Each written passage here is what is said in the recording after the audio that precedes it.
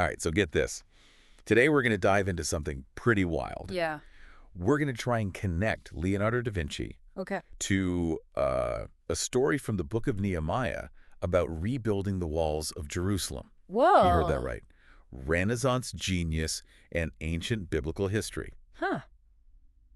Interesting. So we've got these excerpts here, right? Yeah. One about Da Vinci's like super unique work habits, and then this other one about these Tekoan nobles. Okay. And they weren't exactly like jumping in to help with the rebuilding, you know. Interesting. So, like, what's the connection? What do they have in common? Right. Like, what could these two possibly have in common? Well, on the surface, not a whole lot. Yeah. But I think that the connection really lies in how different their approaches were, like how Da Vinci went about his work, Yeah. and then the attitude of these Tekoan nobles. Gotcha. Because we often picture Da Vinci as like this super driven artist, right? Yeah. Just constantly working. Yeah. But the reality is way more interesting than that. Like, yeah, he had these bursts of crazy intense activity. Absolutely. Like just cranking stuff out. Totally. But then he would just shift gears completely and just Right. spend time looking at his work, contemplating. Huh. That's interesting. I wonder, like, I imagine you're the client in this situation. Oh, yeah. Like the Duke of Milan or something, right? Right. And Da Vinci's just like staring at the painting. Right. What's going on in his head? Is he slacking off or is he actually onto something? I think that's what's so fascinating, right? These periods of contemplation, I think they were super crucial to how he worked. Really? Yeah, it's like have you ever heard of the term productive procrastination?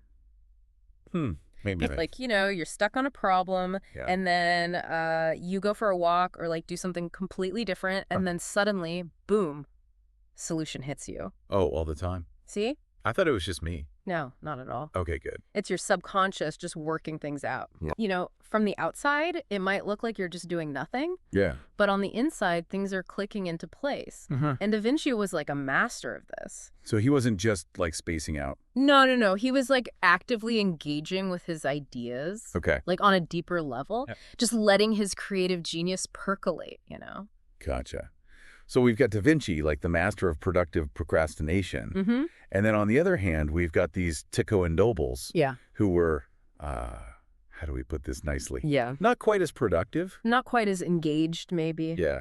Everyone else is pitching in, rebuilding the walls of Jerusalem. And these guys are just like conspicuously absent. Totally. It makes you wonder, like, why weren't they more involved? I think that's where we see this other side of the coin, right? Okay. Apathy. Like, it's not just laziness. It's like a lack of caring. Like just disengagement from something that really should matter. And in the story, this apathy has some very real consequences. Oh, yeah. Like the wall, right? Yep. Super important for their protection. Yeah. But they just don't seem to care. Yeah. It's like, is the wall going to take longer to build? You betcha. Of course. Are they more vulnerable to attack because they didn't help out? Definitely. Absolutely. I thought it was really interesting that the source material even mentions like spiritual apathy. Yeah. What does that even mean? Well, think of it like becoming complacent, right? Like in your beliefs, your goals, values, all that. You lose that fire, that drive to grow, to contribute. So it's like letting that flame inside of you like slowly die down. Exactly. And I think this brings us back to Da Vinci. Okay. And his downtime, because his pauses weren't about checking out. They were about refueling, re-engaging with his purpose. So it's not just about doing something. Right. It's about like having that intention behind the action. Exactly. Da Vinci's periods of reflection, they fueled his creativity and led to these breakthroughs that we like still marvel at today. Yeah. Think about like his anatomical drawings. Oh, yeah. His understanding of light and shadow, his engineering feats. All of this stuff came from his ability to step back, contemplate, Right. and then come back with a fresh perspective. And the Tekoites, Yeah. they didn't do any of that. Nope. And with their lack of participation, they really just weakened the whole community. Absolutely. Their apathy had real-world consequences. For sure. And I think this applies to all of us, Oh, yeah. even today. What about the walls that you're building in your own life? Interesting. Maybe it's your career, a personal project, a relationship, whatever. Are you approaching those walls with Da Vinci's engaged purpose?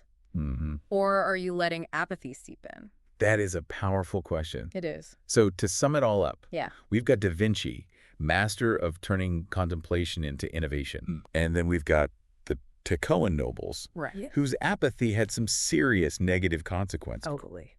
And it's a good reminder for all of us Yeah. that sometimes the most important work happens not when we're like frantically doing stuff, Right. but when we're just deeply thinking with real intention and purpose driving us forward. Exactly. So listener, think about this. If Da Vinci's art was his wall, what walls are you building in your own life? That's a good one. And are you building them with engaged purpose? Or passive apathy. Thanks for listening, everybody. See ya.